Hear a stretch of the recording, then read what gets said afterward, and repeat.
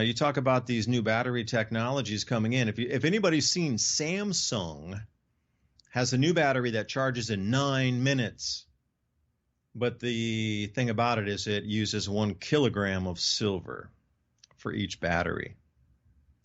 Now, here's the thing. They were trying to do some metrics of how much silver was used by the military, generally around the world, for everything they produce.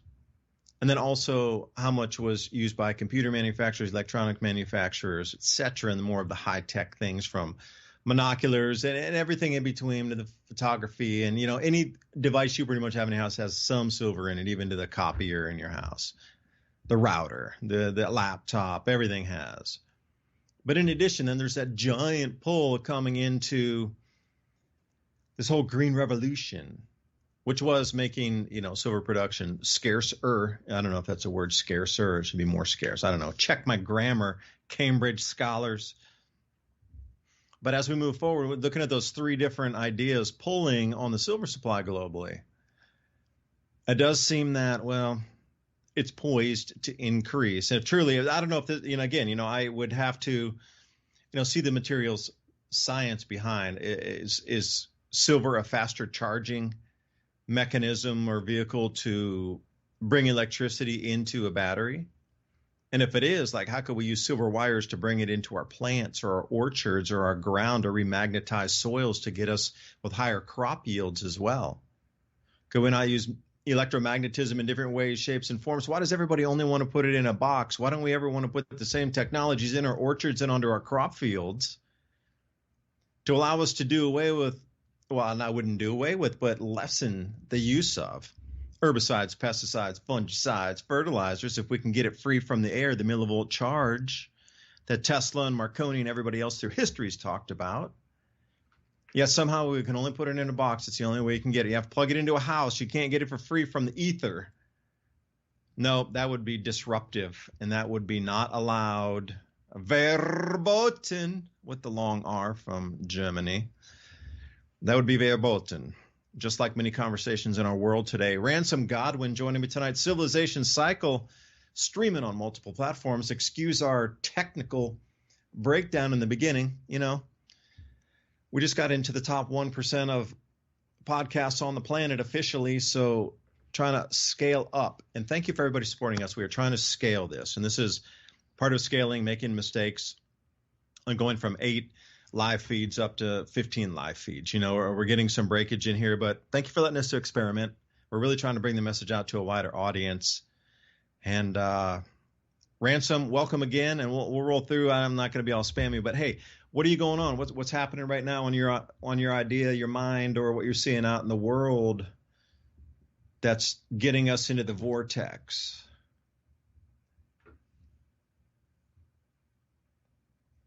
Oh, I need to add Ransom in. See, those little things on the checklist. I told you. We're trying to scale it.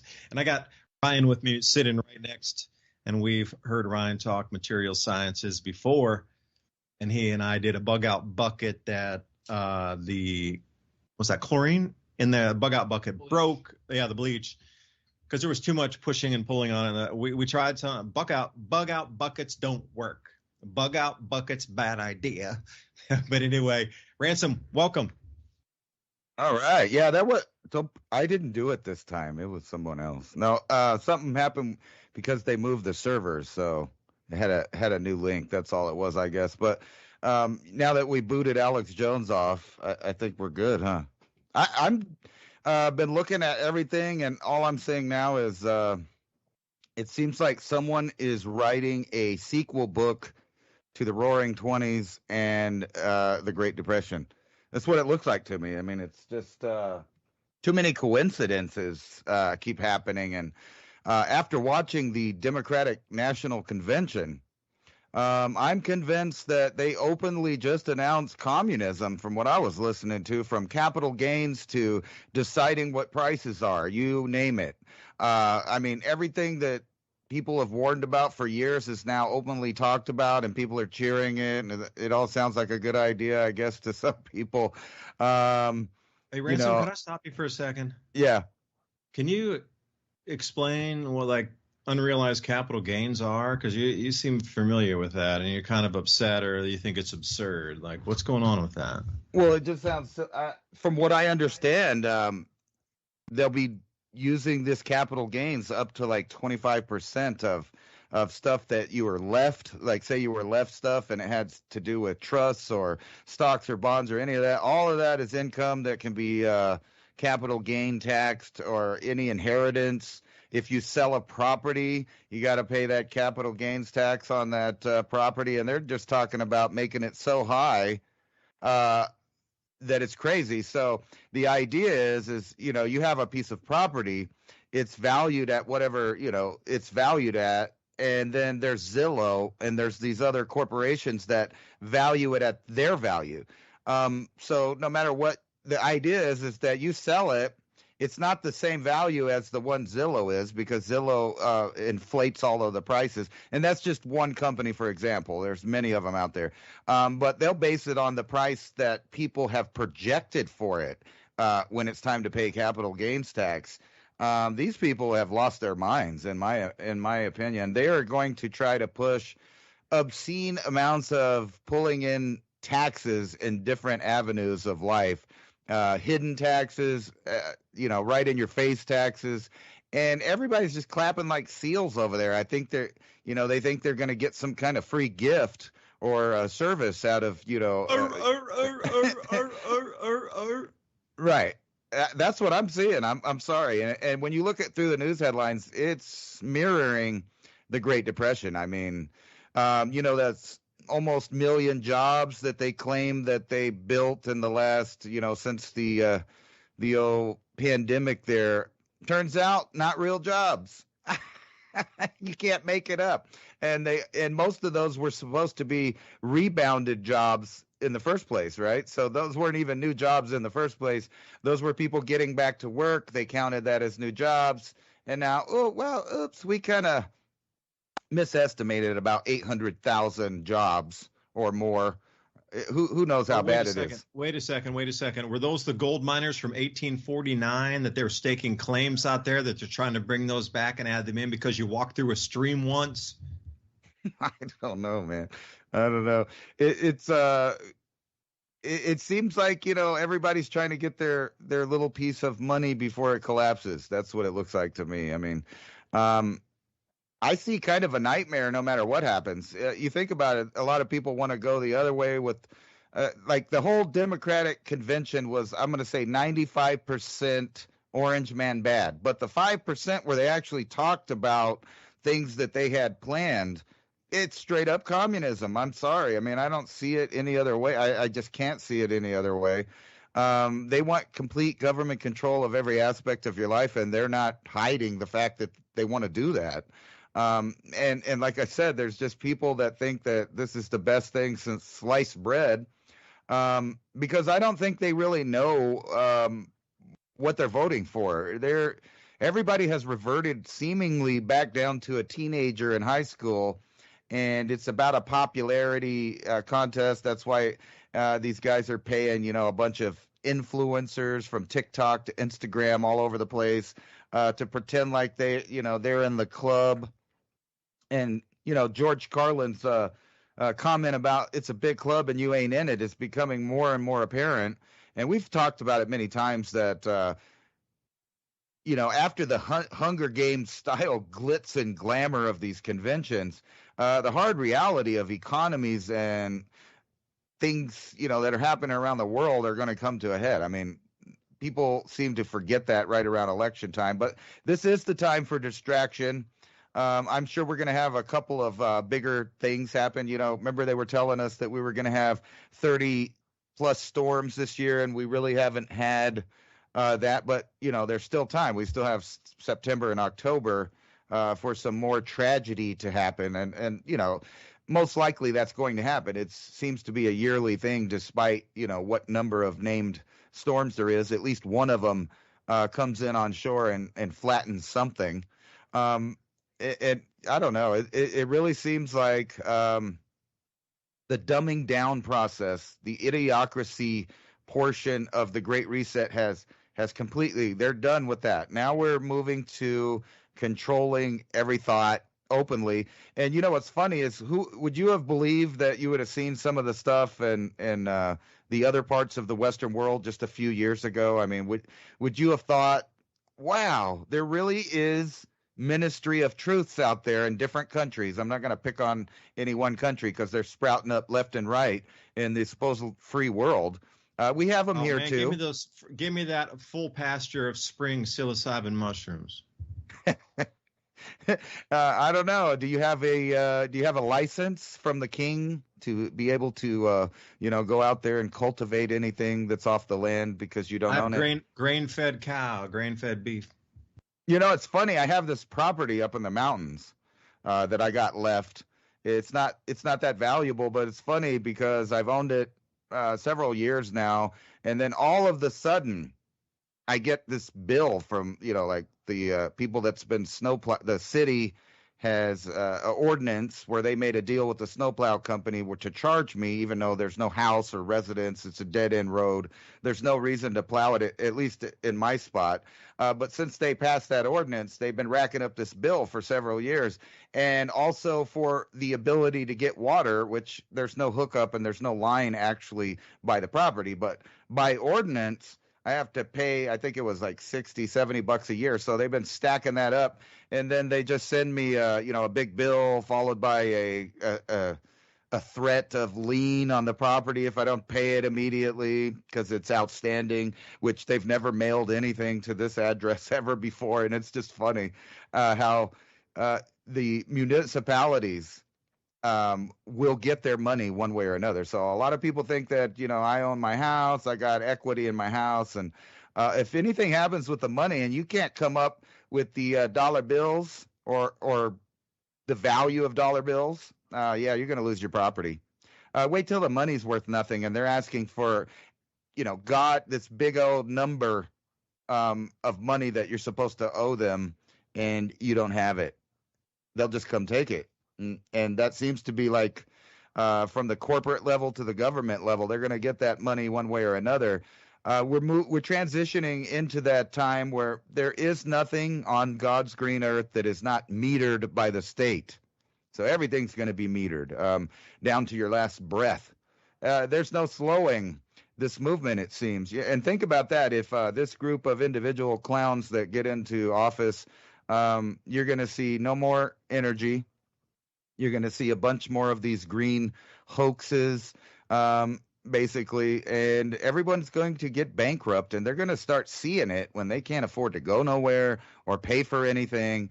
And we're not talking about like on vacation or living lavishly. We're just talking about going to the grocery store and filling up your gas tank and being able to go to and from work. And then, we add that idea of where's all the jobs going? Well, they're disappearing at an exponential rate. For various different reasons. So we are headed like a pimple. We're going to burst. Oh, the nameage, man. I'm telling you, the Deadbeat Club. That's what these parasites are, these invasive hominid species called your leaders.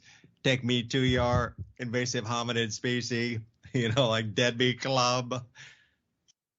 I'm going back to the 1950s robotic movies when they would say, take me to your leader. If anybody didn't get the joke, I have to explain it. Ha, ha, ha. That's why it's double funny now, isn't it? But yeah, think about that. I want to bring that in. Ransom, you did a good job explaining that too, but I'm trying to drive home the point in my own mind, as well as to others, to understand this.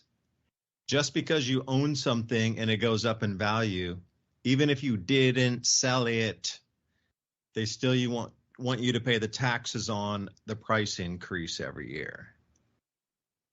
You will really own nothing.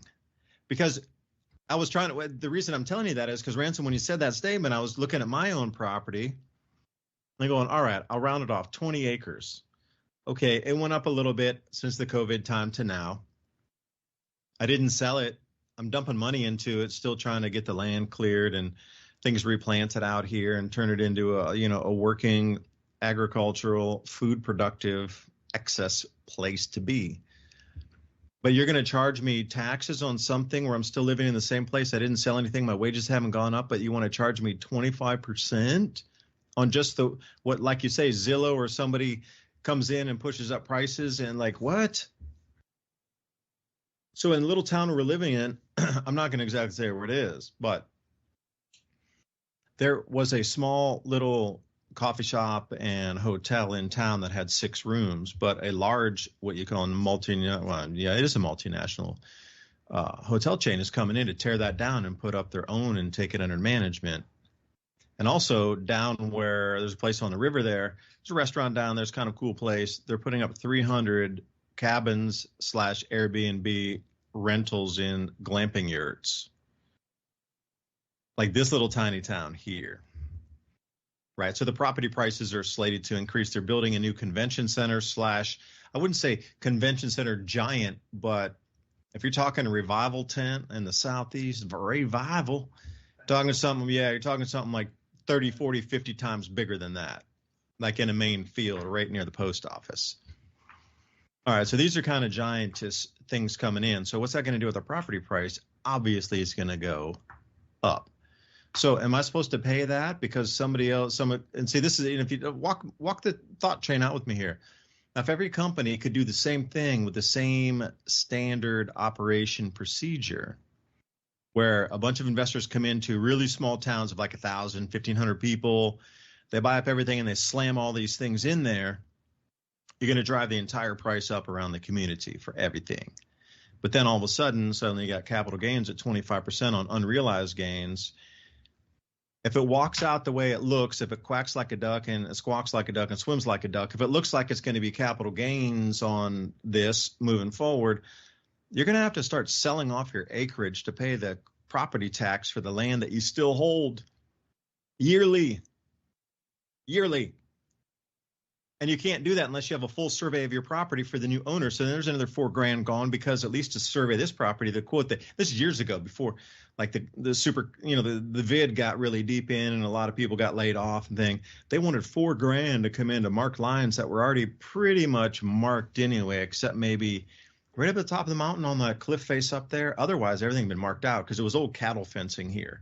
So it's not, they're shooting pins that have already been there forever and they're just reshooting a pin. It goes way up to the top. So we got 400 foot vertical gain on the mountain here. So it goes pretty much near the top. It's already been pinned, placed, and it's already in the registry, and it's the same survey company that's been out here multiple times. But every time you sell off or chip off an acre, they need to come out and resurvey. So think about that. If you need to sell, 2 acres this time because of property tax, well, I need to spend $4,000 to get them to come out, resurvey, chip you off 2 for the bank. And then next year I need to come back and go, well, hey, survey company, can you swing back out? I'll give you another. Oh, wait, it's $6,000 now because of inflation. I need to chip off another 3 acres this time because it became more expensive. And then wait, I'm down to 15 acres and I just paid $8 to $10,000 to get people to resurvey, and I just lost 10 acres of my property because what? You can see that. And then how many more years do you have before you don't even have it? You can't even afford to live in your house because, well, the house went from $200,000 to $800,000. Now you owe 25% of that $600,000 gain. Now, how are you going to pay that? As that's what I was trying to work in my mind, and like, okay, they play it as it's going to be only for billionaires right now. It's only for the super elite, it's super rich. He's terrible, super rich. They control so many of the resources. They're bad. The reason your life is so bad is because of those billionaires. I would say the inverse. Like our lives are so good because of the billionaires. And thank you so much for having your investment capital create new technologies, medical breakthroughs, travel possibilities, entertainment possibilities, and for us to live is better than any king could have in the 1600s by like 10x. Any king in the 1600s, you are living, your lifestyle is 10 times higher than theirs was. So thank you, billionaires, for doing that. I very much appreciate you making my life that much more comfortable than having to live as a serf in pigs sleeping with the straw in the back of the barn. Thank you. So I can have a bed that doesn't have bed bugs because the innovations in technology gave us much better sleeping quarters where we didn't sleep with don't let the bed bugs bite. Those things were real when they said that. You're wrapping a sheet in a bunch of straw that you just harvested from the front field out there, and that's the thing you're going to sleep on. There's ticks in there. There's ticks. Probably fleas, all kind of stuff. Our lives are so much better because of the investment capital. And like they're trying to blame these people. Now, the reason they're rich is because they manifested in a different way. So don't be down on people who manifest their reality in a different way than you do. They're trying to get you to be just a super normal, don't manifest person and blame everybody else who had bigger dreams, wanted to work harder, wanted to get out there and put the energy, have the meetings, and take it to the Uber and their imagination and create reality around them. So why would you fault them for that? They have limited. If you're listening to this and you're going, well, hang on, it is there. They've brainwashed you to not succeed or even want anything else. That when you start blaming other people for your conundrum or they're too rich or this or that, they've limited you hook, line, and sinkered the whole limiting belief thing, and it's just kind of there. So again, I'll bring it back to kind of a woo-woo. Maybe it takes our mind to break the reality, to shoot through the chrysalis with billions of people saying no to something, finally before it stops. Because this whole 25% on unrealized capital gains, yeah, it's for the uber rich right now who make over, like, I think it's $100 million, which is, you go, whoa, that's a lot of money. Well, no, for a lot of people, it's not a lot of money.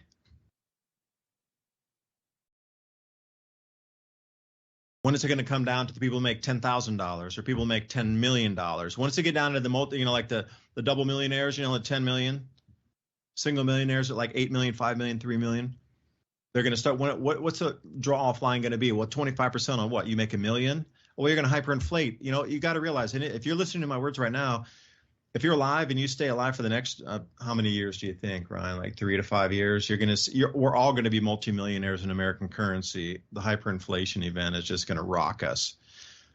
So if you think that, okay, I need to pay capital gains on 25, only on 10 million, well, perhaps we'll all be 100 millionaires after the hyperinflation. Because if you look at the last ones in Zimbabwe and you look at the last ones in Venezuela, if you're only 100 million in your account, you're absolutely dirt poor. You should have trillions in your accounts because that's the way hyperinflation works. So then you're going to hit me at 25% gains because you hyperinflated away the currency and now I'm making 100 million a year in a day. Oh, wait, it devalued in the first hour. I need to go spend it immediately because at the end of the day, it devalued 50%. And you're going to print more tomorrow. Thank you. I prefer just to stay in my house and grow my food. But if they're going to play this nonsense here with only the ultra rich, like 100 million, well, you could actually inflate away to legally confiscate everybody's property in the country. If you set it at 100 million US dollars as the benchmark before you hit that capital gains, unrealized gain, because you're super rich, you're ultra rich. I don't think the law can catch up with the bank printing and the hyperinflation. I really doubt that legislation can catch up with it, right? So if you put 100 million in the books, and we hyperinflate and the Fed goes away and we're at 10 million, 50 million, 100 million, and boom, that's your base salary for a day's wage or a week's wage. Oh, wait, well, the Supreme Court didn't review it and they didn't go here and they didn't do that yet. So it's still on the book. So wait a second. Oh, sorry. We didn't know. Everybody got arbed into this thing and you're suddenly, everybody's got 100 million and everybody falls under that. Now you better pray you got gold and silver to be able to convert from those hyperinflated prices to get your property taxes paid. And even then, I will be a pessimist and say, even if you pay your property tax, you really don't own it. So the country could really come in and just confiscate it, even if you're paying your taxes. So, I mean, look at it in a realistic fashion here. They're going to try to be nice and get you to opt into the system first, as Lynette Zhang told me. But after that, they're going to start strong arming. And when they can't strong arm any longer, they're going to come in with force. And there's a very big difference between strong arming and force. Hugely different. That's a chasm right there, like Grand Canyonly different. So anyway, Ransom, I know I rambled on that last point, but hey, speaking of, if you enjoy this content, buymeacoffee.com/civilization cycle if you want to get us a double espresso so we can keep talking like this. Much appreciated, and thank you for everybody who did buy us some double espressos over the last weeks. Thank you so much.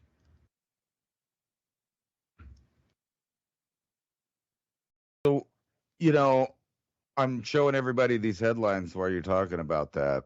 And, everything that we've talked about basically is coming to fruition from the companies pushing weird ideas like cutting down trees is a good idea. You remember the Bill Gates thing Now they're making a big deal about Elon Musk cutting down 500,000 trees for his German Tesla gigafactory, because he has plans on giving millions of people the Neuralink. All of this stuff's reality. If you remember, let's go back to 2010. Um, would you think that Elon Musk, when he was talking about covering the Earth with satellites, that would happen? Because now I go out, 2 to 3 o'clock in the morning every morning, and I go sit on my porch, and I can just see the satellites zipping across our sky all over the place. It's even if there was some kind of ET, they could blend in quite well as far as lights in the sky. But I thought this thing about the AMOC, is it the AMOC? Yeah, I think so, right? The AMOC. We could be closer to a horrifying climate collapse than previously thought.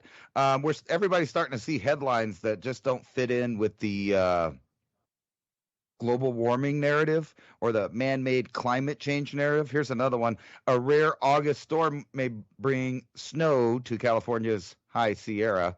But yeah, think about this. This is several of these articles out. I think there's 3 or 4. No one can figure out why the Atlantic Ocean is cooling at such exponential speeds. And I'm sure all of you guys are familiar with the crazy movie The Day After Tomorrow, where everything froze up because there was all these weird, super storms at the poles, and they froze everything. Well, that might be silly. However, we are in some big trouble if the rotation of the ocean stops, a collapse of the AMOC. That is a big deal. And when you get into these topics like food, this is a really big deal, because that will turn basically the planet upside down for a period of time until it resumes the way it is now, because we depend on that for that to move warm waters around and all this other thing, creating the grow zones that are now. And we talk a lot about grow zones potentially changing and the possibility that some people might actually be planning on it or knowing about it, knowing that things are for sure going to change, having nothing to do with man's activities, but in fact, natural cycles that the people with the most data collected, so to speak, on the planet, the elite, are getting feeds of real data from everything. So while we scramble to go through the headlines, comparing what one claim is from a certain group against another claim from another group, they have the real raw data and the historical context, maybe to be more accurate weathermen than they're being. In other words, while they're having people chasing goose eggs, or not goose eggs, a wild goose chase, there, if I could get it out, they know what's going on and they're planning for it. And there's multiple scenarios obviously going on right now. One of depopulation, but we can put that aside for a second. And let's say all the governments in the world are just, they're nice, happy people that want nothing but the best for their citizens. Things like this is out of their hands. So all they can do is control where the food goes at that point, or they will have no power at all. I mean, seriously, you think about any country that bases its annual income and GDP on a cyclical change of the seasons and a food growth cycle and buyers and sellers, and you keep going. If all of that happened to collapse 1 year, 2 years, even 3 years, can you imagine the topsy-turvy world we'd be living in then? And not to mention how that would initiate conflict to increase at an exponential rate. When the wars are actually over real resources that matter, like food, water, and space to grow things, then you get some unique and interesting battles happening. And I think that they have already given up on the area we call the Ukraine, which is a major breadbasket. I think they've given up and they've decided that those people, for whatever reason, that have gone through history farming the fields and having farming families, well, all those haptypes are disappearing off the earth. Some of them voluntarily, some of them not so much, being, put between literally a rock and a hard place. So no matter what happens for them, they get destroyed. And that scenario is going to play out country by country until the biggest powers in the world are the only real players that there are. Right now, there's, we got all these hundreds of countries, but in actuality, none of those countries have any kind of real power. No military power, no industrial power. They may grow food there, but, he who has the guns orders the people to pick the corn, as they found out several times in Mexico. And, not to rant on, but this looks like something that we're going to see in real time.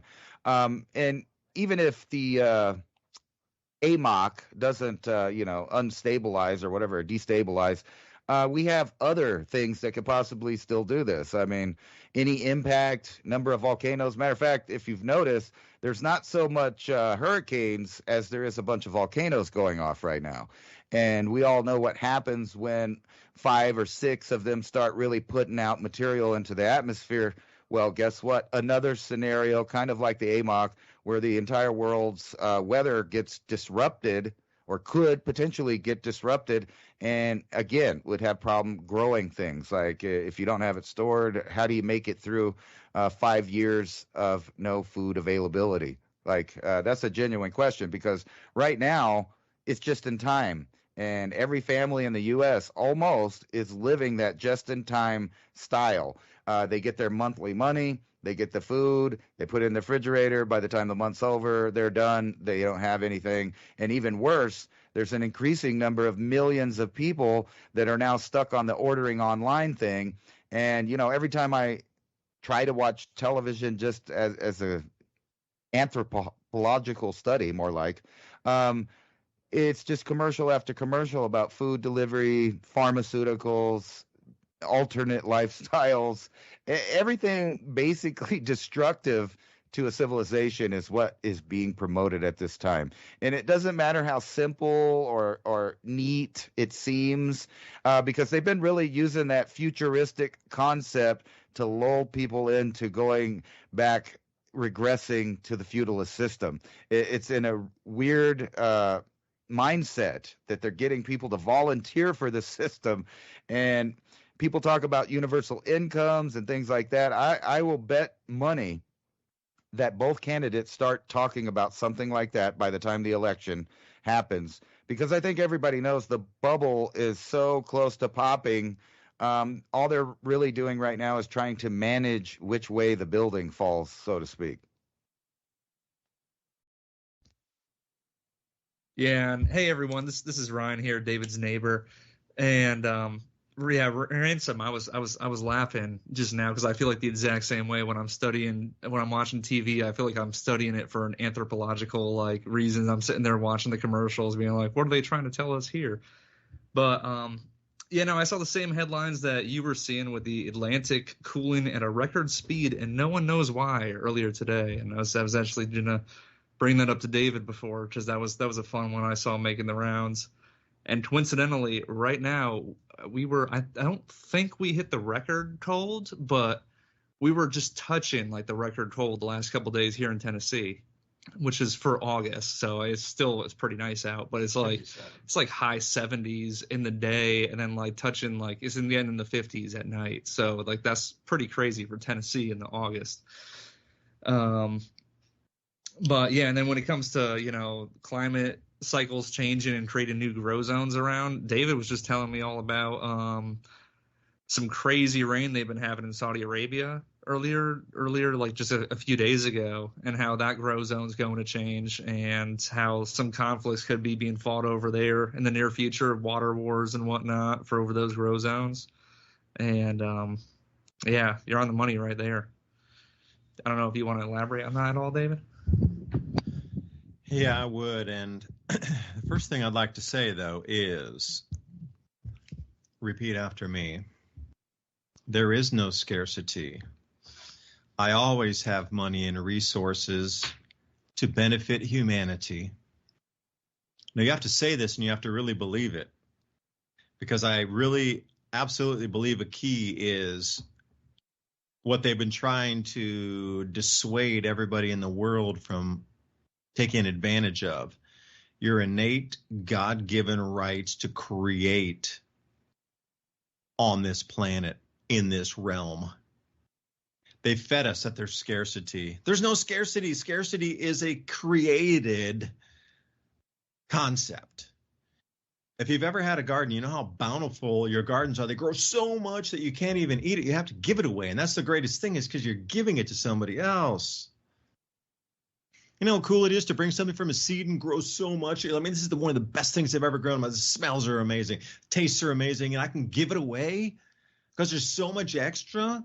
And that's just what Earth is like. And you never know when it rains, man. You could never consume all the water that comes down off of the mountain stream, because then the next rainstorm comes and there's more to give away. If a way to purify water, you know, don't pollute the water source. Give it away downstream if it's off your property. Like, there's so much abundance in nature. There's so much abundance on this planet. There's so much abundance in this universe, the solar system. So much. There's never ending abundance.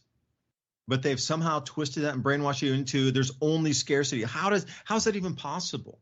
When seeds can produce thousands and thousands and thousands of them, to the point where you can't eat it, you have to give it away, store it. You're going to have to put it up. There's too much of it.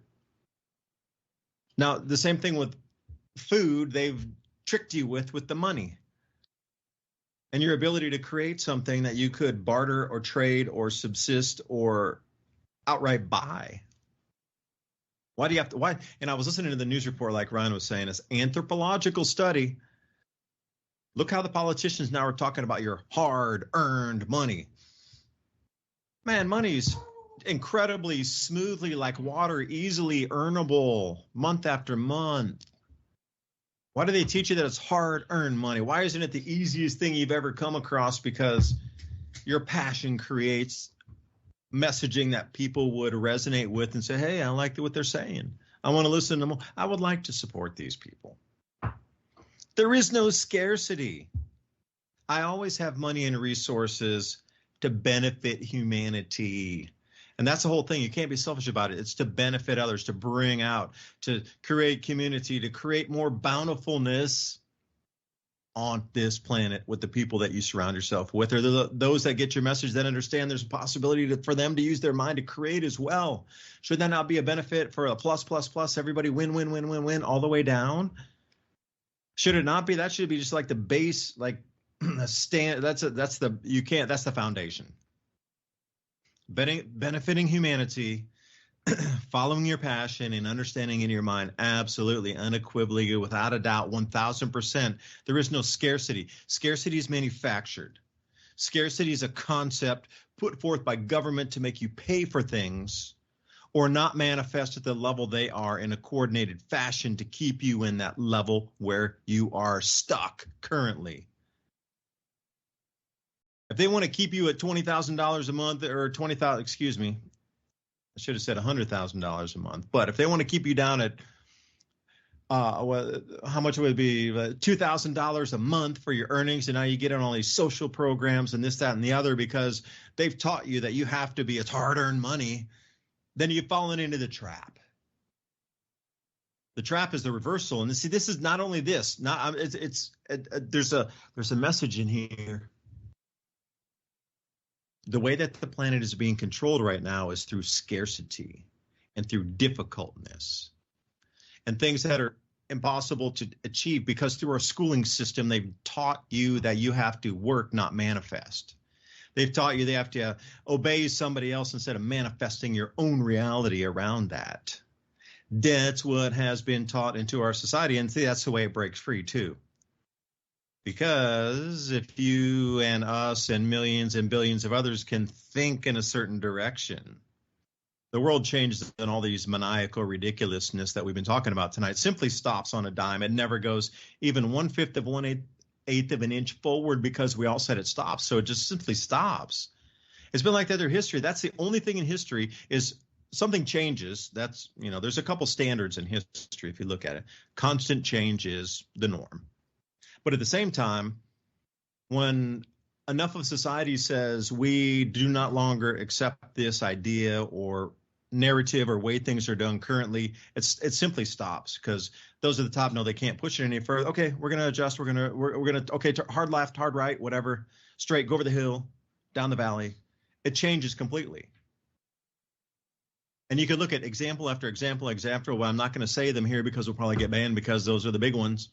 But it stops the instant people say it stops. And see, that's the thing. What's the thing that's also standard in school? They drive and actually crush that out of you. I have never been taught in even one of, can you, Ryan, do you ever remember being taught in one of your teachers in school teaching you a manifestation class, a manifestation course in university, manifestation 101? Oh, hell no. No, they call that witchcraft now and stuff. You know what I mean? You'd be going to Harry Potter school because you're going to manifest and you're going to focus your thought and create ideas and create things in this realm off of your thought that creates the reality. Don't let the masses learn that. Shoot, they might throw us out of power. Yeah, no, the closest I got to that was I spent a week module in astrophysics disproving astrology. But no, laughing about the historical thing that you were just saying, because I'm watching the show right now. I got some HBO because I was watching the House of the Dragon again for the anthropological study. And so I was watching the show Rome also because I still got a couple of weeks left in my subscription. And one of the first things Julius Caesar does when Julius Caesar comes in, he abolishes the Republic and he forms the new empire of Rome, basically, is he puts in this new economic plan. And what he did was he said, because at that point, Rome was in a pretty similar situation to kind of where we are today. And these big megacorps were running around. And all over Italy and all over Europe and North Africa, Middle East, whatever, these megacorps were buying all these slaves, basically. And then they were using slave labor to take away the jobs of the actual Romans. And so the Romans were getting, their standard of living was getting worse and worse each year. Inflation was going through the roof. There was a couple political parties that were just like, gridlocked all the time. It was a mess. But so Caesar comes in and he goes, these megacorps are going to have to start hiring 30% real Romans. And that was part of the reason why he got the popular support. What do you think about that, Ransom? Well, I think they do that in Hollywood today. I can't tell you who they made it a law to hire, I think it's 3% in every show, movie. There's a certain group of letters out there that have to be represented by law in California. So that's something similar. But, just to speak on the cycle of the Roman Empire. Ransom, is that the KMA? No, I think it's some other letters. Kiss my ass. I don't know those people. But anyway, the Roman Empire is a good example of everything that's going on right now. If you look at what the Roman Empire was in antiquity, it was Western Europe. It was the Western world. It was everything that we consider the Western world. And they were having some of the same problems today. But if you really study history, you'll know that the eagle always transforms and rebrands. So first you had, let's just start at the Roman Empire, the Golden Eagle, that transforms into the Vatican. The Vatican becomes the Euro as we know it today. There's some steps I left out with some other eagle people. We'll leave that out because, everybody's sensitive. But there was another eagle empire, and now we're also that eagle empire. And speaking to that manifest destiny, just like the Roman Empire got turned on its head before it was destroyed, America started with the idea of manifest destiny. And actually, I did learn that in school. I guess maybe I'm just at the age range where they still taught a little American history in there. Well, the founding fathers believed in this idea called manifest destiny, that if they tried hard enough, worked hard enough, and not only that, that there was some kind of, divine component to this, that if you're doing the right works and you're building the right things, that you will succeed. Now, we're way far away from the founding fathers' ideas on everything, from speech to ideas. And that is one of those ideas, manifest destiny. That was the idea that you could make it the pursuit of happiness, the right amount of work and gumption and trying. Like you were saying, it shouldn't be so hard to make a couple dollars to pay off these metered utilities and payments that everybody's on. Think about the average American. They have a car payment, they have a house payment, they got to have insurance on all those things. There's insurance for each thing. Then there's these tax that they plan. And I didn't have the numbers But let's see what they are here. And when we get back, I wanted to go over some headlines to just show you that the entire labor force is being shut down, and jobs literally are just disappearing. So I think I can't find the article, so I just sent it to you. Yeah, here it is. 44.6 capital gains rate and a 25% tax on what they're calling unrealized gains. In other words, they're about to take everyone's property as part of the state in true communist form, because literally that is the idea there, right? You can't own anything, and you will be happy whether you like it or not. So Harris's unrealized gains tax would obliterate the U.S. economy. This is an article from Zero Hedge, but all you had to do is listen to the Democratic National Convention to know that this is not fake news. They really are proposing these ideas. Think about that, 25% tax. People were throwing tea supposedly over a 2 to 3% tax back when they believed in manifest destiny. And then you have 44.6% on capital gains. Think about that. That's almost half of something that any profit that you would have made, or inheritance. That's basically a death tax on top of everything else. I mean, it gets real sticky. And then the whole idea. Hey, don't put your sticky on me, bro.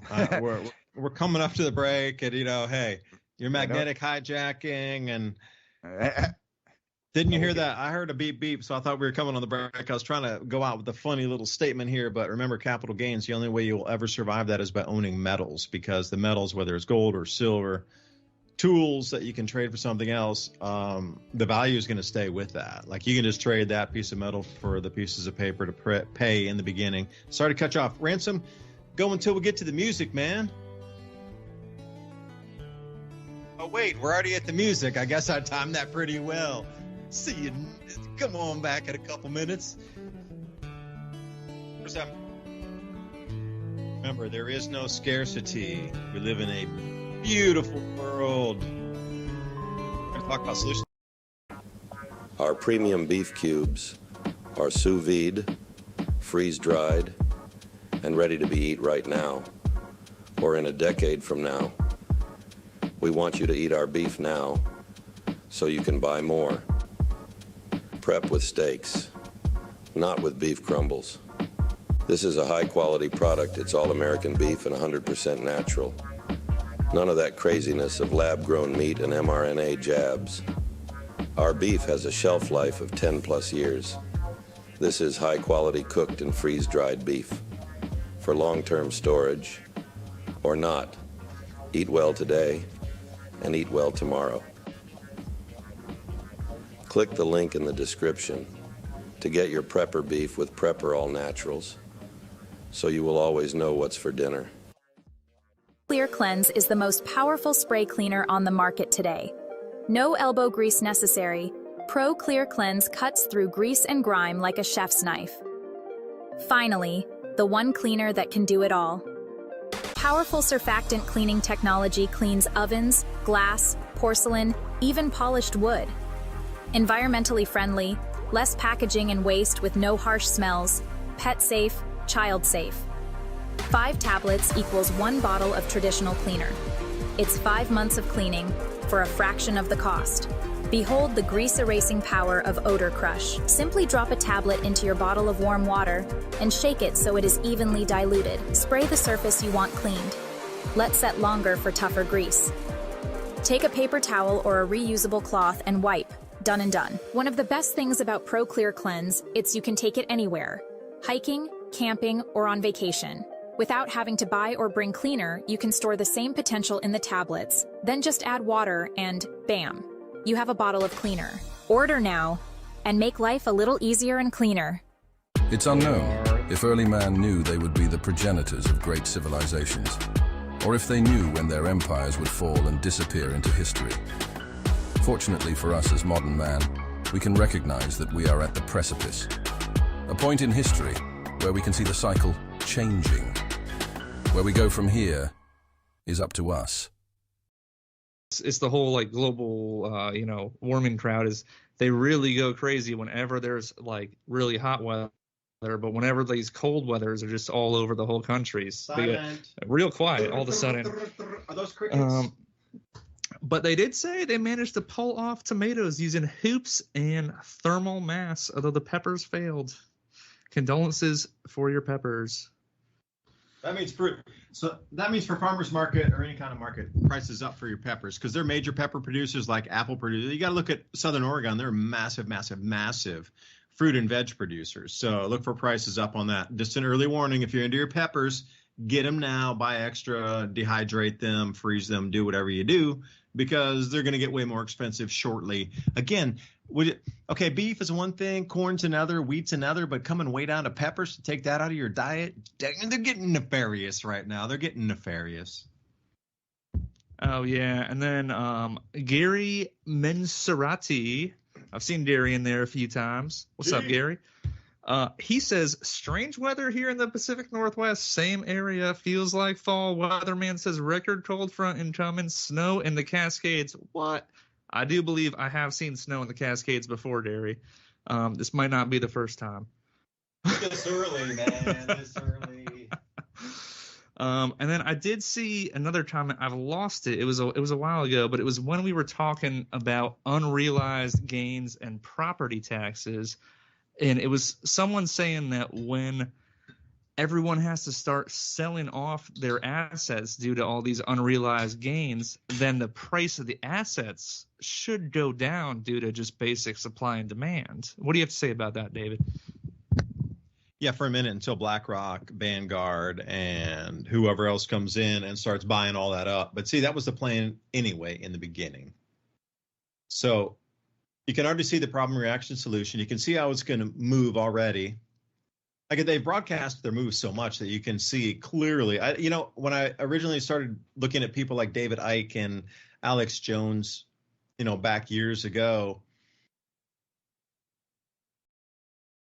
I was wondering, like, how did they see what they saw? Because at that point, I thought I was kind of in tune and like pretty, knowledgeable, and but they were light years ahead. And they're like, well, we just read the documents of all the. And then I thought, okay, you're reading all the documents. So that's how I started on the Adapt 2030 channel too. Is I started reading all the documents about where it was going to go with climate change, on how to move the society or civilization in a certain direction, but they needed to prove a certain point. So once you start looking at the point they give, and then you can go to like 500 peer-reviewed research papers that say the complete opposite, but when you point out those 500 research papers, you're the one who's demonetized, shadow banned, and algorithmically ghettoed for pointing that out. And this is the whole thing, I started to experience that again and again and again. Whenever there would be major news releases, this is like way back in the day when I would follow that more, 2016, 17, 18, they come out with these massive headlines, and then you could find literally, I'm saying that, this is no joke, like literally hundreds of peer-reviewed research talking about those same things, usually with a Greenland Ice Core Survey Project, otherwise known as GISP2, as like the gold model for standard for temperature reconstruction on the planet. And then you can do dendrochronology, and you start getting back into like lake core drilling sediments, and then ice rafting coming off of different areas, because when glaciers break, there's a lot of like big rocks in them, so they can track like how much debris is deposited as those glaciers get warmer, and then they melt out and the rocks like fall down to the ocean bottom. Like, they can map that out, like how big the rocks are further off, meant a way cooler environment versus rocks further inshore, really big ones where it melted really fast. All right, so you start to map through a bunch of these, and you're looking at it and go, whoa. Every single country has climate records, everything. And you're telling me this, and that's complete opposite, man. It's completely the opposite of whatever the media was saying at that time, and still is. You got like record heat temperatures right next to a runway or right next to air conditioning vents for a massive shopping mall, and they put like you putting the temperature station next to the air conditioning vents out of a shopping mall, like Mall of America, and that's where one of your temperature stations is. Think about that. The largest mall in America, all the air conditioning outflow that blows that super hot air, you being behind an air conditioner, they're putting a temperature station behind that. And they're telling you it's record heat in that city. Like, it's ridiculous. Like, really. And it was like that again and again and again. And everything, maybe we went over the line here of talking about this, but everything is, well, we're going to have to come back to it. And I'll just start off by saying, Revolution Radio, thank you for letting us spread these messages here, narratives, talk about them, and from our perspective on what we see as just the world. There should be no restriction on, hey, how I see the world. Why should there be a restriction on how I see it? And do I have to comment on everything? That's what I hate also, is being pushed into, well, what do you think about this? What do you think about that? Actually, I really never put that much thought into it because I just don't care. So please don't ask me to like quantify or identify or give a comment, or you have to take a position on something. I really, I just don't care. I mean, I don't put thought. That's a distraction. Why do you put me on the spot? I don't want to talk about it because I literally don't care. There's some things I just 0% really get out of the conversation. But anyway, hey, here comes some more comments. And Ransom, thanks for coming back second hour. We're just trying to bag through a few comments here. And what else is next? Well, also, David, there is at the DNC right now, they are giving out free vasectomies in a van out by the road. Oh, well, we will. Strangeness at the DNC. Yeah, there's strangeness at the DNC. That is being widely covered, I will say. But they're offering free hot dogs if you engage in that activity. I guess you don't want to give your take on that one, but you don't need to give your take on everything. No, you know what? You know what I really want to talk about? Can I just come out and be like, I want to talk about this? Summer pruning on your orchard. Because you need to get those laterals trimmed off, so you're going to shoot the branches out and get more fruit buds coming for the next year. That's what I want to talk about. If anybody is thinking about a go mode right now and you're looking for something, you need to start thinking about your summer pruning. And also we had, soot on our apples. It's kind of an airborne thing. It's natural around the planet, but it inhabits wax around. So if you get, like sooty blotches on either your apples or your pears or the cherries, something like this, easily remediable. You just need to throw a little copper up in the air there and get it over the tree, because copper, the fungicide, kills all that stuff and it remediates that. So that's where I'm at. And my whole mind frame is now, getting stuck in the muck with the distraction of what we're seeing here. It is, you look at it at the theater thing of Hulk ripping off the shirt. Dude, I swear I was in that movie Idiocracy, and I really hate to say, looking out at it, but I tell you, when I saw that, I was appalled at the similarity of it. And I might offend a few people, but if you didn't see it, you were not looking, man. And this whole DNC thing too, this whole like charade out there of bouncing heads in the crowd, wow, ridiculous. So I'm looking at it from two absolute theater plays on both sides. But what are they distracting from? Because you have to put it in if you're going to do a situational awareness type of thing. My situational awareness is, all right, I understand the greater context. What about your bread baking books? Not online, but you have a hard copy bread baking recipe book. What about making wine from the vines? What about home repair? What about garden grows, wild remedies? What do you deck design, psychoactive plants? You need an enormous amount of. Do you have anything welding, like any welding books laying around? Any mushroom identification books? Do you have any plant identification books? Do you have anything on orchard management? Do you have anything on pest management? JDAM? That's where my mind sits. Okay, we got a lot of stuff happening right now, but I have that, all of that. Sorry, Ransom, we were rambling too much, man. We took 11 minutes of your time, bro. Man. It's 11:11 right now. 11:11/8/22/2024 right now. It's 9/11 where I live, man. It's an emergency. Man, let's bring the gold out of the building before it goes down. I'm just kidding, but I did mention that for years before these conventions came out, about how it was just like the WWE, the good guy will be the bad guy, then the bad guy comes back and he's the good guy, and they did everything. Even bring out the exact example of the wrestler that I was talking about. If you remember, I even mentioned that way back when about Hulk Hogan. Remember, he joined the New World Order and he stopped being patriotic, and then all of a sudden later, like a year later for pay-per-view, the Hulk comes back out pro-American and pro-Hulkamanian. He's against the NWO. And now we're getting to see it on the political stage. It's literally WWE. And it's just funny because these, you know, if you want to call it WWE, you have to admit that there's some amount of entertainment to it. And if there's some amount of entertainment to it, then we're talking about two groups of clowns that are pitching different ideas to you. Unfortunately, you're going to have to pick a group of clowns, or you know, the circus might end or be too expensive to get into. But if you just look across the headlines, like, there's just an immediate thought process that goes in my head now. I read the whole article a lot, but most of the information from the social engineering to the trends is in the title. Here's one for you. Canada railroads shut down, potentially impacting U.S. supply chains. There's a nice one. Where's Greg Green's at? He needs to go over to NASA because they can't figure out how to build rockets anymore. The ones that they're building are built by, we're not going to say, you know, they're diverse or nothing, but they're built by inexperienced people. And one case of shoddy welding set back production 7 months. So just one oopsies, right? And then you're wondering, where's all the jobs going, man? Like, why is everybody, you know, worried about jobs? Both parties are talking about how we need to bring more people in for jobs. I guess nobody wants to work, or there's not enough people. But I was thinking, how can there not be enough people when we're supposedly so overpopulated with 8 billion people on the planet? We don't know what to do with ourselves. So you have basically the last little nail in the coffin of the unrealized gains tax, of the transformation of wealth that we've all been hearing about since the Weather Underground.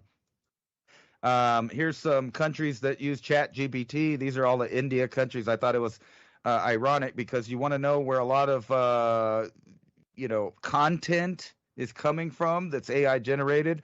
It's coming from India, Morocco, the UAE, Argentina, Brazil, and that's ironic. You remember Brazil, who is famous in litigation and kicking certain social media companies out of their country.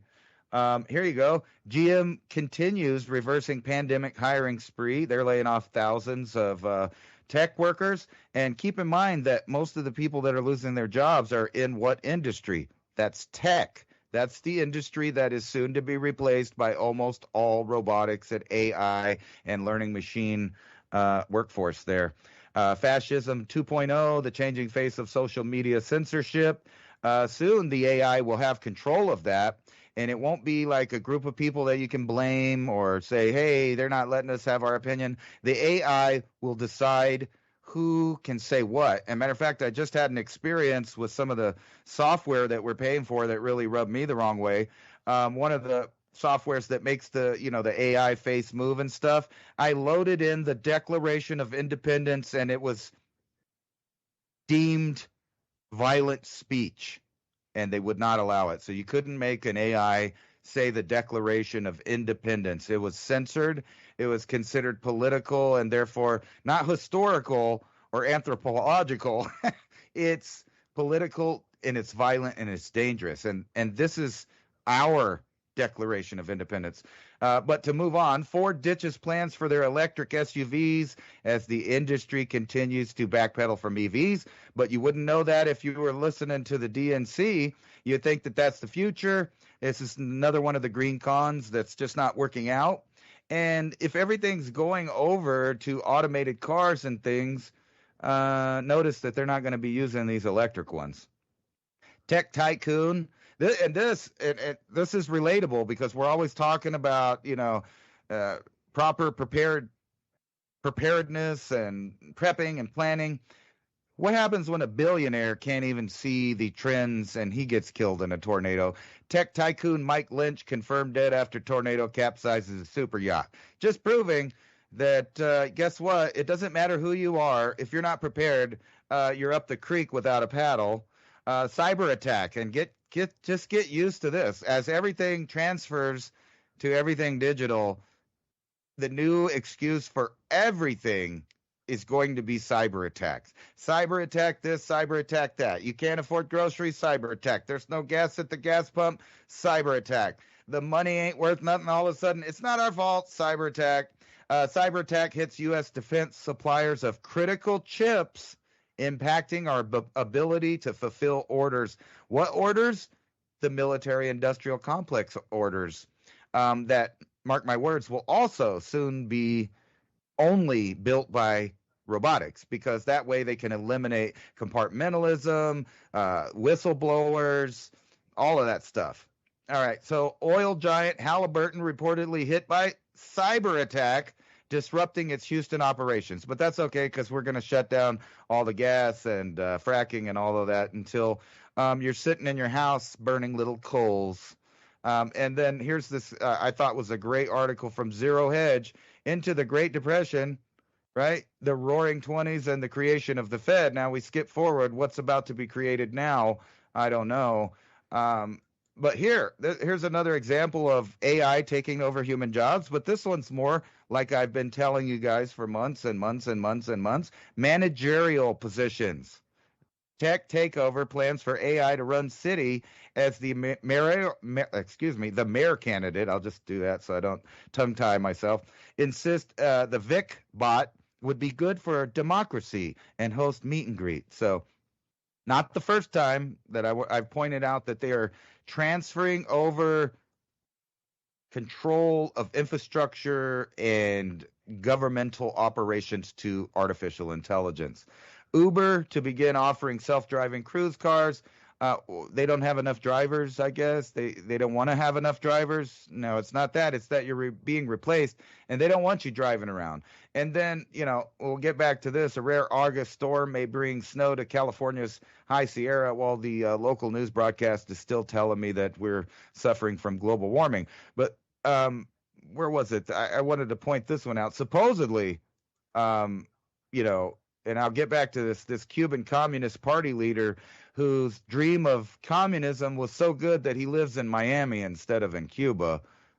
Just to, point that out. I know that had nothing to do with anything, but it's supposedly the Navy is about to sideline 17 support ships due to manpower issues. So everywhere you look, supposedly there's too many people, yet there's not enough people to do jobs. There's too many people in the world, but we need people for labor because we can't find enough people to do the labor. Oh, but we're laying off hundreds of thousands of people to replace them with robots. Even old Orange Man is talking about how we need millions of people to come in the country for tech jobs, AI jobs, etc. Where are all the people that live here? Are they missing? Where are they? I don't know where they're at, but I know one thing.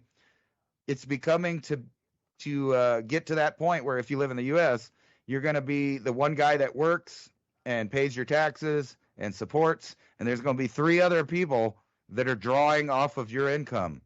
In other words, right now you think it's bad with 40% of our jobs in America are basically government or government related, and then you add in the digital soup kitchen people.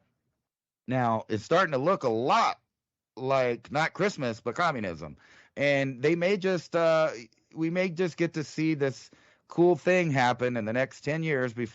I'm going to say even before 2030, we're going to see a massive robotics and AI war, and they will use this war to redesign the maps. But first, we got to blow up a lot of old stuff. And if I would like to take your attention back to April, or what was it, December? Yeah, it was December, right? December 7th of 1941, where everything needed maintenance, and it just lined up in a pretty row in the dock there, just in time for people to come, make sure that we needed to spend billions more on building new stuff. Do you think the new stuff is not already in construction? Well, we know it is. We've been seeing the plans for it being leaked by the military-industrial complex. So we know that there's an entire automated military force in multiple countries that is, and we're teetering on just any second now. And the new face of warfare, I hate to say it, is not going to be like troops coming in neighborhoods. It's going to be a bunch of locusts coming from the sky, like in the Bible. You'll hear it, zzz, boom, zzz, boom. And guess what? You can't run faster than it. So I would look into Mossberg and some other types of home defense systems.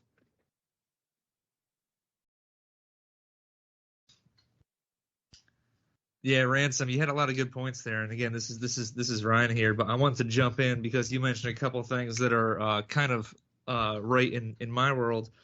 So one thing you mentioned was the cyber attacks, and it's kind of funny because I was actually at lunch today with some business partners who recently experienced a cyber attack, and these aren't like little guys. These are like the biggest distributor in the Southeast for they call them PLCs, programmable logic controllers. They're the computers that power industrial manufacturing.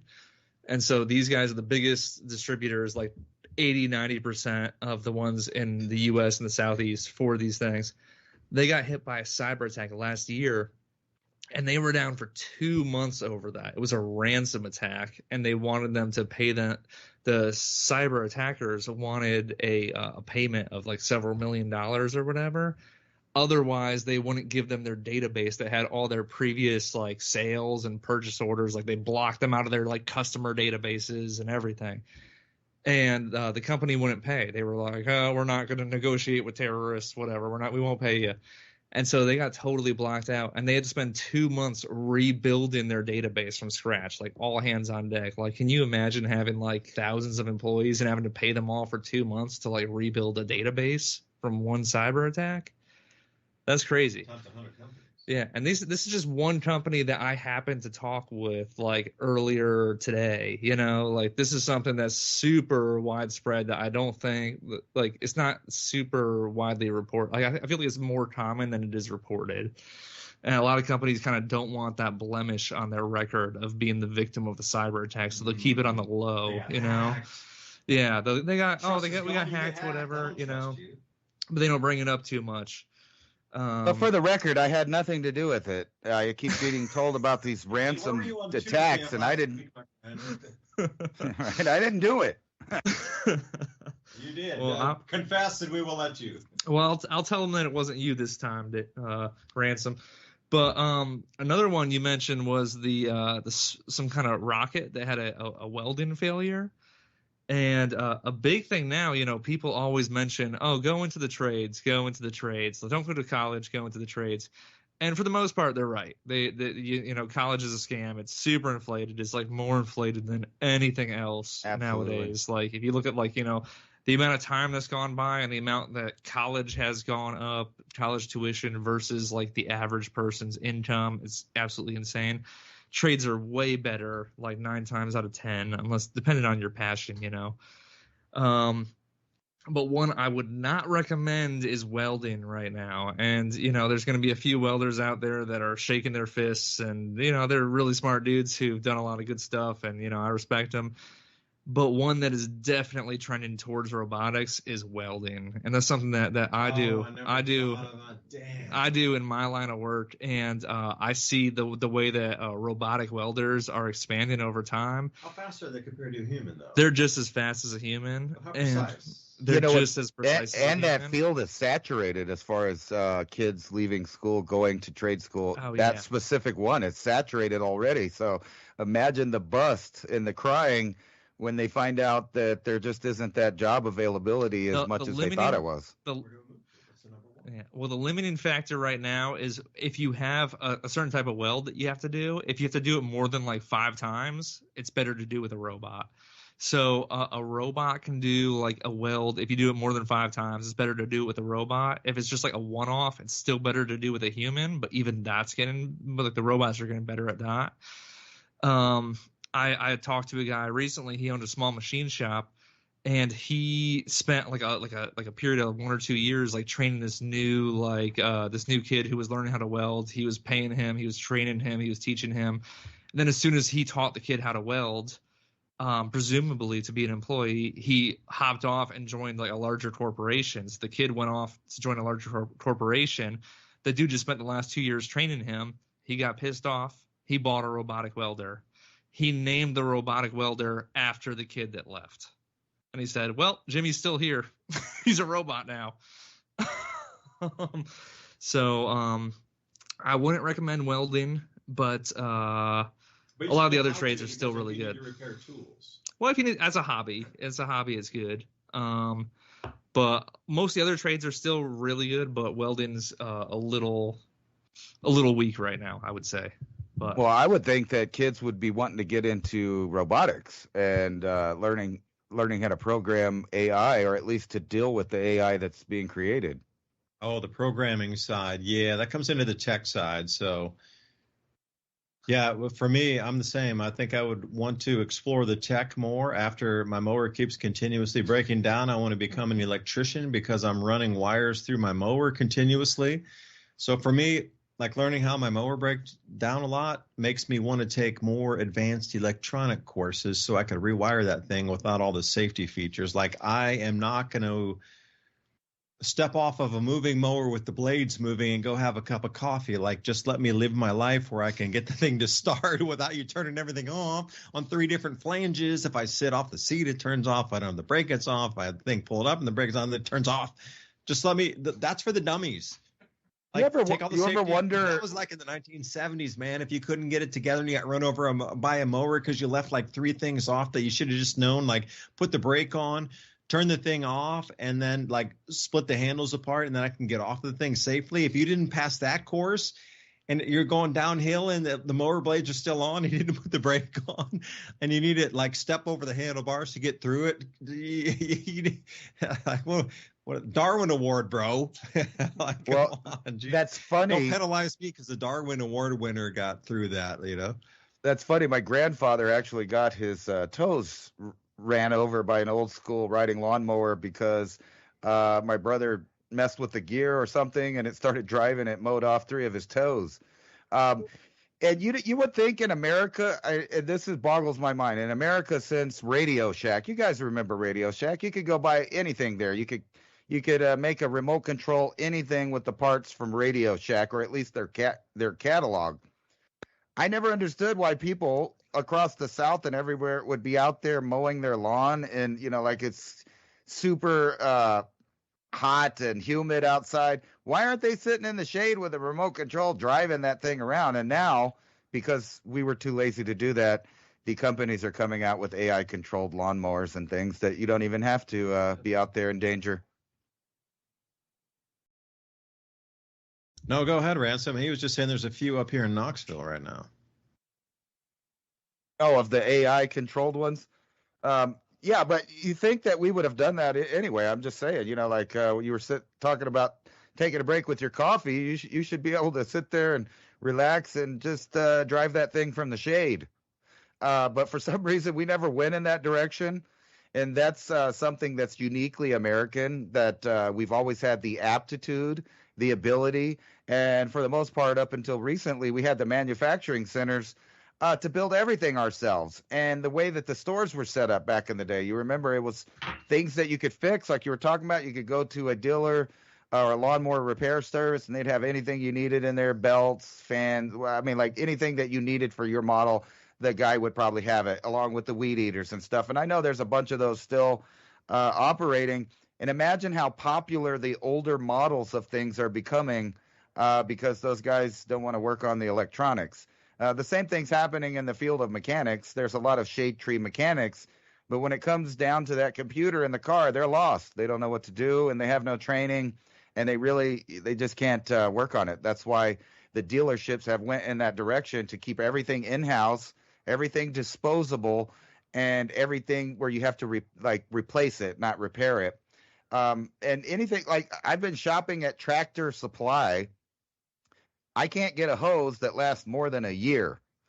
It never lasts more than a year. It always becomes that where you start cutting off the end and trying to use the repair kit, and then you end up with a stump at the faucet. So they've designed everything like that. That's why, like when I shop, and I brought this up before, any product that's good that you use, you need 2 or 3 of them when you buy one. You don't just buy one of them. You buy 2 or 3 of them, and that way you could either fix one, you have a backup, and then at the end, when they're all broken, maybe you can make one out of everything.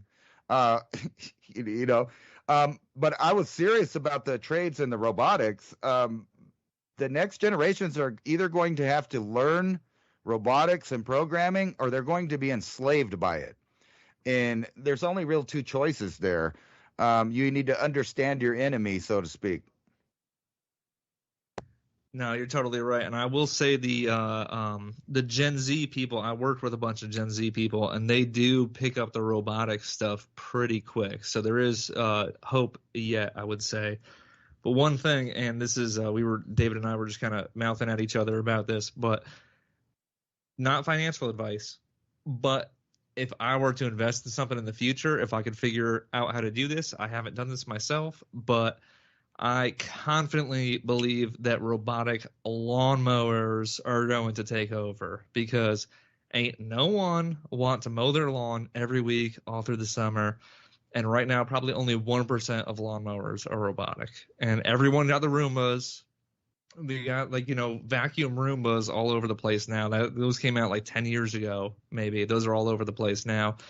Same thing with the lawnmowers. They need to be a little more smart, but until the grid goes down, as we keep going along our current economy, that's going to be a big one. Just saying. But David, I think you were looking at a comment over there. The Roomba ate my baby, officer. I swear. It didn't map my house. What are you talking about, bro? Yeah, right. It's all mapped in your house. That's why I laugh about that. Anybody that plays games, there's a setting on there, for the motion games. I'm pretty sure PlayStation, Xbox, and this is old.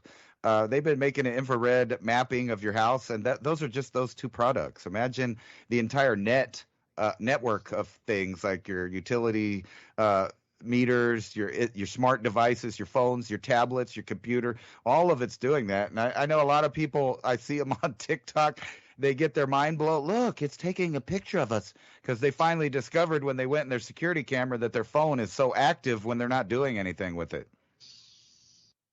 You just put me off our fresh fried lobster. Do you think the scanning software off of our router over here would notice that's a lobster split in half here on my plate?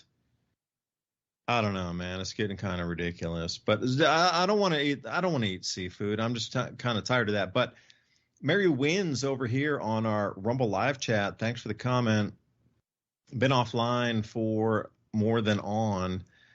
Garden's growing. I'm doing crystals and creating tensor tools. Yeah, having fun learning about some of the tools we have to work with, but then again, the old tools. So that's kind of the reason I wanted to talk about that too. We're coming into this robotics era, and I absolutely believe, because if you were to remove the handles and all that kind of extra metal weight that's on a mower to get it move, and then you could remove the, let's say, the dummy factor from it, and put some round metal thing around it that's made of aluminum so you can't put your foot under it, and you can send that thing off autonomously so you don't have to mow it. That's definitely where it's going. But what other tools do you have? Because one of the skills, because even Ryan, you remember when you drilled out that? So I had a tool, and Ryan was over here that day. I had this really old, very hard metalled hoe that came out, but it had a really big, thick handle. It had broken, so I sawed it off right where the steel started, and we were drilling in with a drill bit. And then you have to reinsert that and put a new handle in it, and then put some nails or screws like the old dudes did. They put a huge nail through it and then bent it down on the other side. But I would implore and ask everybody out there to take an inventory of your large working garden tools that are made of steel, because most of the stuff that's coming from China and elsewhere, if it comes from Pakistan, I don't care where it's coming from, Egypt or South Africa, I don't care where it's coming from. The tensile steel strength compared to 50, 70 years ago is nothing. Yeah, it's really very, very different. The steel, like I've never had an actual implement break on me where something on a curved piece of bent steel will break on a 1950s hoe or something that's been rehandled 20 times, for a real farmer like this. But you buy these new things and they break after 2 seasons. They're using aluminum instead of steel for like the stress points, and it's ridiculous. So I would implore everybody out there, what kind of tools do you have? Like, Ryan, what do you have up at your house? Because, we got the rakes here. We got pitchforks. We got rakes. We got different kind of rakes. 4-prong rakes for some of that heavier raking stuff. We got regular garden rakes. We got plastic, for like leaf rakes, and a huge amount of different things for different tasks that are out there. So, moving to some of the solutions for all these problems, people are going to grow their own food and whatnot. I mean, you got your place pretty recently, compared to myself here. So, a year and a half. yeah, a little different. So when you start to learn about the property and you're pruning and you're trimming and you're, bush hogging and you're getting rid of brush and everything, like what are the top things, tool implements that could be welded? And you could take care of yourself outside this whole AI driven thing, because having a AI programmable lawnmower is way different than programming clearing your land and then like trying to do it by hand. It's going to be different. If you had an AI bush hog, I would rent that thing every year so you can come across and do my project. Like, if you're talking about AI mowers, then I would step it up large and go an AI bush hog, where you could also LiDAR scan your land and go, all right, from here to here to here, those 3 feet over there, pull it back. Because I would pay for that, because we get overgrown every year by what's overgrown here. How many vines? Like Japanese honeysuckle. We got a huge amount of like wild blueberries. We got all these mimosas. We got huge amounts of like mulberries. It's like a never-ending growth spurt. And then we got all what's on the creek out there, the willows. Yeah, they've overtaken everything. And I'm a year. For those of you out there in the global warming crowd, like, oh, the nature's so growing, you can't cut a tree. You come to my farm and work out here for free, and I will put you to work 24 hours a day, 7 days a week for like 9 months while it's growing, to keep this place bashed back of what's growing that can reproduce and take CO2 out of the air. Yeah. So, David, if I may, I mean, like my mantra that I always say is 1 foot in the system, 1 foot out of the system. And so like when I'm talking about like robotic, lawnmowers, that's my 1 foot in the system, as like, what might I invest in? What am I like as this economy is moving forward, what might, work in 10 years on our current trajectory. But the 1 foot out of the system is, and you taught me this, I'm going to estate sales. I'm finding old tools at estate sales. There is no better advice than that when it comes to old tools. There is no better place to find old tools than estate sales, because, and part of it's kind of sad because, a lot of estate sales happen because it's generally like, people pass on, they kind of like leave behind their house and someone's going through and they're like, we got to sell everything. But that means they have to sell everything. So within like the weekends, they have to sell everything that weekend. And usually it's like Friday, Saturday, Sunday type of deal. And Friday, Saturday, I mean, stuff goes pretty quick. The good stuff goes like pretty quick. But Sunday, they're basically just like, you could offer them anything, they'll give it to you. And so most of my tools that I have when it comes to like post hole diggers, like manual handheld weed whackers are one of the best ones, especially out here in East Tennessee when everything just grows like crazy, like what David was just saying. Like pruners, loppers, any types of like hoe implements or whatever. That stuff you can find like beautiful like handmade like steel tools for like $3. And one thing like David's like really good at this is he goes to these things all the time and he finds these tools and they might be like messed up, but he'll take them home and he'll actually like polish them off and like refinish them and give them a new handle and everything. And it's like he just got like an $80 tool that he bought for $3 and spent like an hour or two refurbishing. So these types of skills are something that, they're super important and anyone can do them. Like, I mean, go to estatesales.net, about as easy as you can do. But you can find just about anything on there. I don't know, Ransom, you got any crazy estate sale finds over there? You ever hit up the estate sales? I don't, only because I'm not shopping. No, that is a good place to get stuff, though. You find a lot of old stuff there. I used to actually work cleaning out properties for the bank, and the majority of really nice glass and,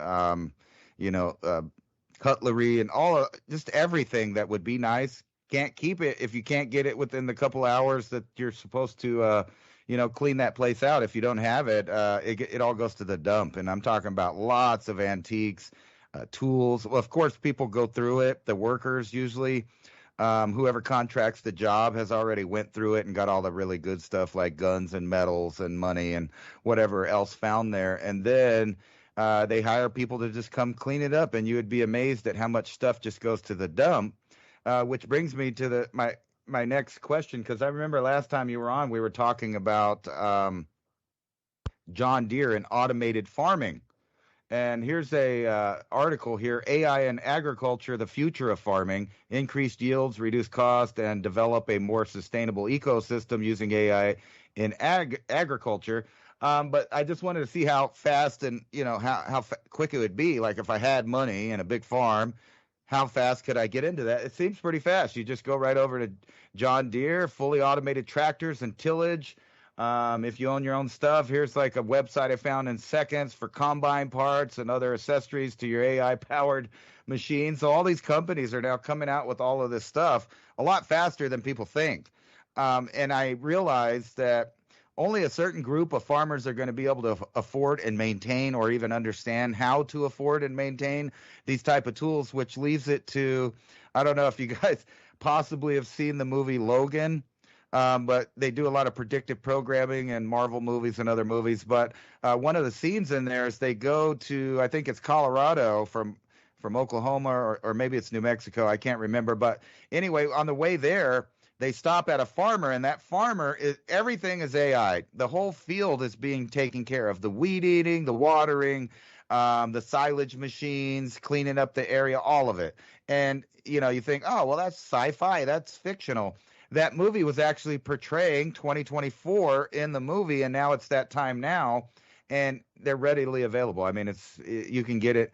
And think about government contracts. You think they're going to keep hiring people to do things when they know they can just get a company or a firm that doesn't have any ecological, any moral ideas, or the greenie people are always going out trying to say, hey, stop doing this and that. You're not going to have any of that from the employees of all the new companies, because they're going to be robotic and AI, and they're going to have an algorithm. And what's funny is if you go down this and look at the pictures they're showing, you got computer screens up in the tractor, and then you go a little further and you see the farmers, the new age farmers. What are they doing? They're staring at their phone like phone zombies, because that's where they're going to be controlling all of their stuff from, and actually are doing it now, because this is real time. You're looking at it in real time. This is a John Deere website, and it's talking about why switch to automation, how it works, how much it costs. No operator, no problem. A tractor that can knock it out in time-consuming tillage work all by itself. You don't need workers anymore. So how are they going to, not to you specifically, but to DuByne too, how are they going to integrate this idea that we need millions and millions of people from other countries, but at the same time, we don't really need the local farmers or help, because everything's going to autonomous tractors and farming equipment? And this is just one field of our economy. Think about all of the other things that are switching over to that, from manufacturing to maintenance to, literally everything. Food delivery, warehouse workers, everything is switching over to this, and it's happening exponentially. So compared to last year, I'm finding this stuff really available, and the news articles are coming out about which companies are just switching over.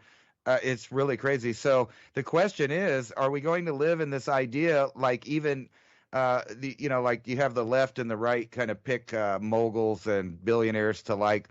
The right likes Elon Musk, but if you listen to Elon Musk, his idea for the future is where people don't work. And at the same time, he jokes about, working at home's not a real job, but he's working in his industry to make it where you don't work at all. And robotics does that job.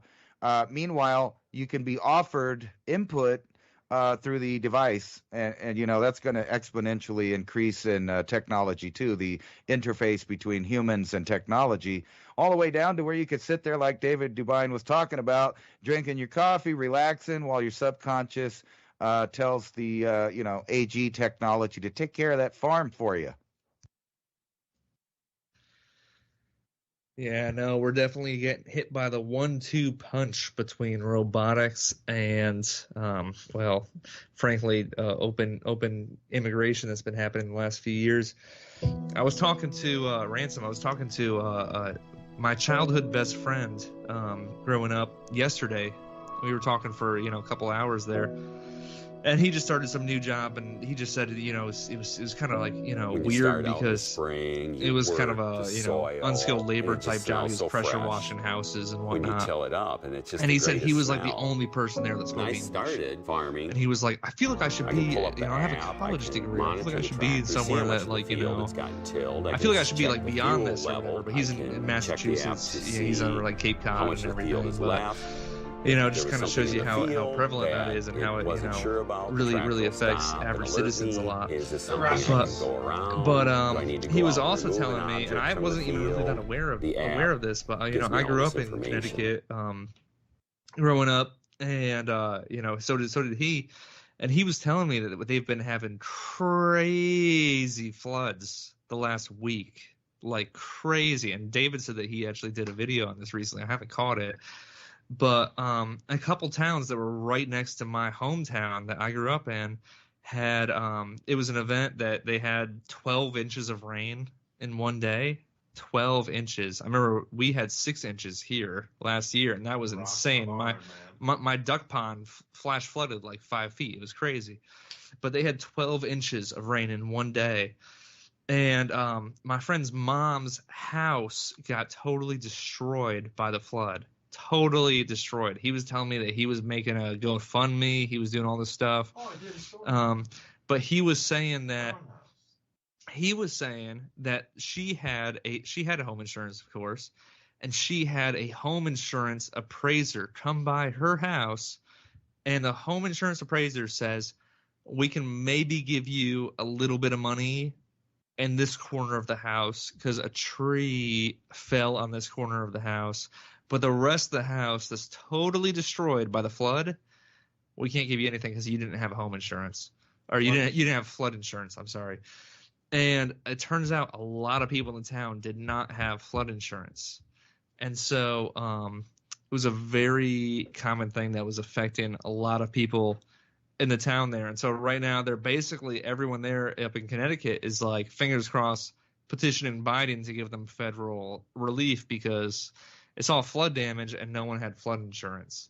And so, you know, we were just talking about like AI and robotics and everything. And David brought up a good point, which is a lot of those insurance companies are going to be turned over to AI. So all those people with insurance adjusting jobs and everything, a lot of those are probably going to go to AI. And it looks like, you know, flood insurance, home insurance, all that stuff. I mean, what would you say? Like 50% of those jobs are probably going to be AI pretty soon? Because, you know, you definitely don't need all those people. Maybe like 70, 80%. David says 90. But what do you think about that, David? Yeah, that was the thing that we noticed too about Airbnb pricing. It's all algorithmic driven. So if you're going to, just a trick out there, if you're going to do any Airbnb booking, use a different IP, like come in somewhere, use a VPN and drop into a different country because your pricing will be different depending on where you're coming from. And, you know, auto rental rates and hotel rates are the same. They're all algo driven. It's about the zip code it's in, what, you know, they think they can get people for. And this changes by the minute, literally by the minute. So when you're booking, you know, like an airline might have 16 different classes of seats in the airline, and they're all algorithmically driven on what they think the person's IP address might pay for this. $2 more because they come from a higher earning zip code that they can ping an IP address to versus a lower earning where they might offer you a better offer or a lower rate just to book that seat, all based on where they're pinging your IP address from. That was common knowledge years ago. That's not even, but you have to look at it now where what happens if, you know, suddenly this flood is in here. Like a regular insurance adjuster, put this into perspective, it would take, so thousands and thousands of homes, bridges, all types of companies are affected. It would take thousands of people, thousands and thousands of, tens of thousands of hours to come up with the way they used to do risk assessment, new flood zones. Okay, they experienced one in a 5,000-year flood, not once in a 1,000-year flood, but once in a 5,000-year flood. Okay, things need to be readjusted. Like how many people, how long would it take? AI, literally the entire industry and the entire home ownership of an entire state could be readjusted in a single day or under. I would say probably in just hours, literally hours. versus thousands of adjusters with tens of thousands of hours of research to reclassify flood zone areas and new risk assessment, and then, hit this homeowner for that based on accrual of, building costs have increased. Well, your foot of lumber is now, it's 50% more expensive than it was before. We're going to have to charge you 50. Oh, wait, sorry, 150% more. And this is the way it works. It's almost instantaneous. And I will tell you absolutely from proof of myself trying to book with my wife, who is using a different VPN in a different place, getting different prices in real time. And if we don't act fast enough, those prices will change again. They know so much about you, how much money you make, how much you're willing to pay for something, that now it comes down to the car insurance, the auto insurance, if you want to call it that, car insurance, and then the homeowner's insurance. And again, fire risk, flood, if you don't have that, tornadic insurance, who has tornado insurance? Who has earthquake insurance in Tennessee? If the New Madrid fault goes off, I bet a lot of houses are going to fall down. I don't know. Ransom? Well, I was kind of pointing out like that billionaire tech tycoon. It doesn't seem like anybody from Puerto Rich really take the what if seriously. It's always, oh my God, it happened to me. And unfortunately, that's a fact for a lot of people. A lot of people don't have flood insurance that live in flooded areas. I mean, we see that all the time. Tornadoes that rip up houses they were unexpected. But why is the question. When we know these things happen, you would think that would be one of your main life goals, is to plan out what you're going to do in case something that happens periodically where you live happens. So if you live on an earthquake area like LA or stuff, you should be prepared for that, right? You would think. People in hurricane zones, you would be prepared for that, you would think. But yet we always see people die, people unprepared, people need to be saved, people ran out of water, people didn't have food, people had no place to go. They had nothing. And that's because they never thought about what if. That any scenario that people talk about is kind of important. If it happens, I guess, you might get lucky and live through life where nothing happens. But if you really think about how many people have lived versus the amount of people that lived and nothing ever happened to, and they just lived a perfect life, you'd find out that that's like a 1 in a million shot. Eventually, tragedy strikes near everyone. The question is what are you going to do, and are you going to be prepared? As far as like what we have to deal with in a major scale, I think, that we have this weird combination of the takeover of AI as far as all of the major important things. But on the low level, there's a Marxist revolution going on. And the people at the top, those are the two things that they're pushing. So what kind of weird nightmare scenario are they going to merge into is the real question. I have a feeling, this is just my own personal opinion, but I have a feeling no matter what you do at the ballot box, you're going to get more of the same thing. And I have a feeling that it's all planned out and they know exactly who they're going to put in and what they're going to do and then what scenarios will happen that they say are a response from that. So say Orange Man Bad gets in, you can expect all kinds of weird clandestine things happening around the world to put him in a position. Matter of fact, that would be a great time for the deep state to just go ahead and pop the bubble and let Mr. Orange Man Bad deal with the Great Depression of our time. I think the other group will just, the same thing will happen, but they'll be smiling and telling you that it's not happening and just gaslighting you all the way. And please remember to sign up for the show notes tonight, civilizationcycle.com. If you put your name and email in there, obviously we're not going to sell anything. It's just Ransom and I trying to get you a newsletter. We're not going to do anything with your data. Just please name, email, and we'll send you off the weekly show notes so you can start conversations with others. And data is protected through us here. We're not going to on-sell anything. We don't believe in that. We never want it for ourselves. We just want to give you value so you can have these talking points to really start conversations with other people, because this is the time. Everybody's feeling it and thinking it.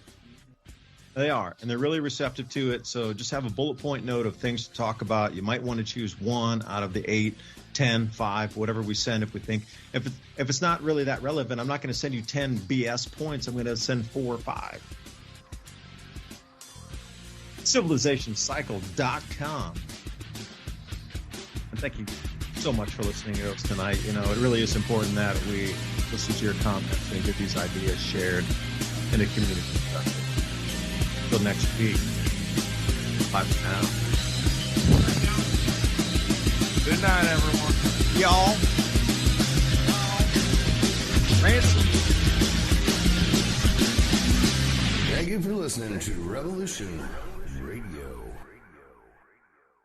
Bye-bye. What the heck is the Truth Jihad? Hey, I'm Kevin Barrett, host of Truth Jihad Radio. Federal